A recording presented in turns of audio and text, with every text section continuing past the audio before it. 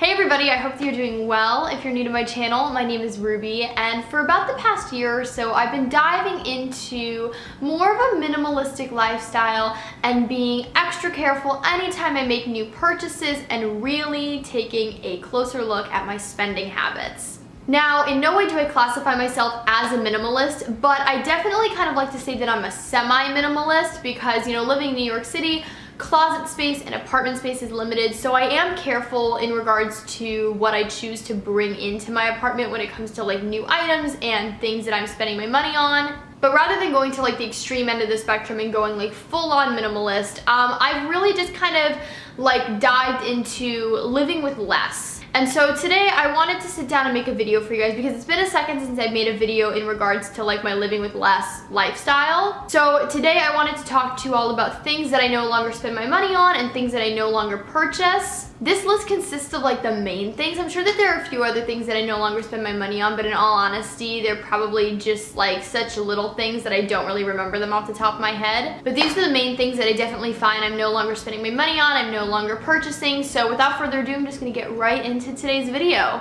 Okay, so the first thing I no longer purchase are DVDs or CDs. Now, I haven't purchased a CD in forever because in today's society, we just kind of download our music to our iPhones, but DVDs were something that I did like to purchase. However, with the digital age, once again, pretty much everything and anything that I want to watch is either able to be downloaded or it's on Netflix, or I can just rent it for the night. So I don't really purchase any more like physical copies of DVDs. I do have a vinyl record player, however, and so I definitely still purchase new records from time to time just because vinyls are something that I love to collect and they really bring me joy and they have a purpose. I'm a huge music lover, so I still purchase those. I just don't purchase DVDs anymore. So the second thing that I no longer spend my money on are hair appointments. For those who don't know, I've actually been cutting and coloring my own hair now for about the past 2 years, year and a half. And it's so funny because I get so many compliments on my hair color. Like when I started my new job, everybody was like, oh my god, the red in your hair is so beautiful. What salon do you go to? And I was like, I do my own hair. And it honestly made my heart so happy. But by coloring my own hair, I save so much money. Here in New York City, it is impossible to get like a cut and color deal for like under $150, $200. I mean, they're really, really expensive. So by learning how to cut and color my own hair, I certainly save tons of money throughout the year. And like by all means, if there's ever like a special event that I want to treat myself to, I'll certainly pay for like a dry bar appointment and get my hair professionally done. I really don't think that there's anything wrong with treating yourself once in a while, but for me, I like to trim my hair like once a month and I like to color it probably every 6 weeks. And if I was paying for that at a professional salon, it would just quite frankly be way too much money. But a once in a while, like $45 dry bar appointment, that's like totally fine.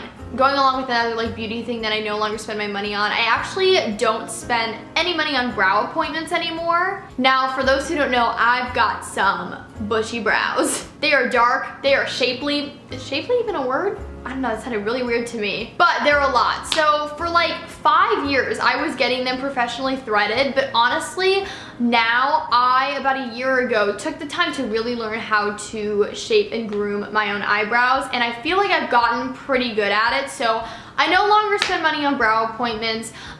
This doesn't save me a ton of money because in New York, you can find like a really good like threading salon for probably like $10 a visit. That's how much I paid, tip included, at my old salon. But by doing it myself, I feel a little bit more in control too because I really know how I like my brows and I know how I like them shaped, and it just saves a little bit of money. Food delivery services. So unless it is like a really special occasion, maybe I have some delivery credit built up, or maybe I just want to treat me and my boyfriend one night.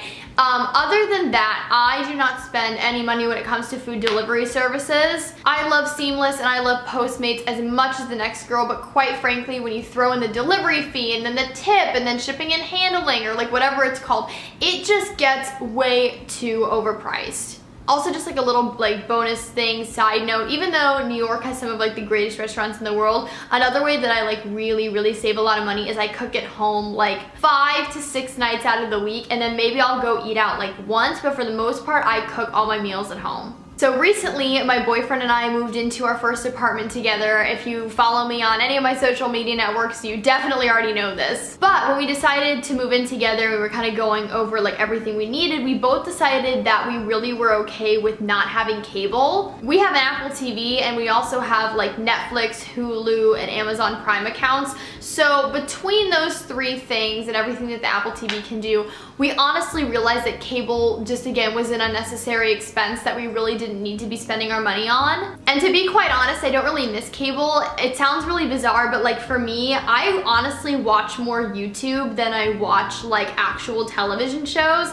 So it's not something that I necessarily really miss. And finally, the last big thing that I no longer spend my money on is impulsive clothing purchases. Now I do want to say I still definitely purchase a fair share of makeup. I've slowed down a considerable amount, but I still definitely make a few impulsive makeup purchases just because makeup really is part of my job. It's part of like what my YouTube channel is about, and I need to constantly like be testing out new products and seeing what's new and what I want to recommend to you guys. But when it comes to clothing, like I said, in New York, closet space is limited. My closet space is limited, so I have really been extra careful when it comes to what new clothing items I'm bringing in. I would honestly say like ever since I started this like living with less journey a little over a year ago, that's been like the biggest change, and honestly it has saved me so much money. You really don't realize how much money you're spending on clothing until you stop like shopping as much as you did. But now I really only buy like the necessary items that I see are missing in my closet, or if I like have a staple piece in my closet that I love that I have to replace, I'll spend my money on like a replacement of that item. But when it comes to just like fast fashion and like trendy pieces that I know I'm probably only gonna wear like once or twice, I really have honestly like stopped shopping for those items. It's just not necessary. It takes up too much space in my closet and it's kind of a waste of money. But there you guys have it. Those are all the things that I no longer spend my money on, I no longer purchase. I hope you guys enjoyed this video. I hope it inspires you to maybe start looking at your spending habits and seeing what you can eliminate to save yourself a little bit of cash. If you did enjoy this video, please be sure to give it a big thumbs up to let me know that you'd like to see more of me here on this channel.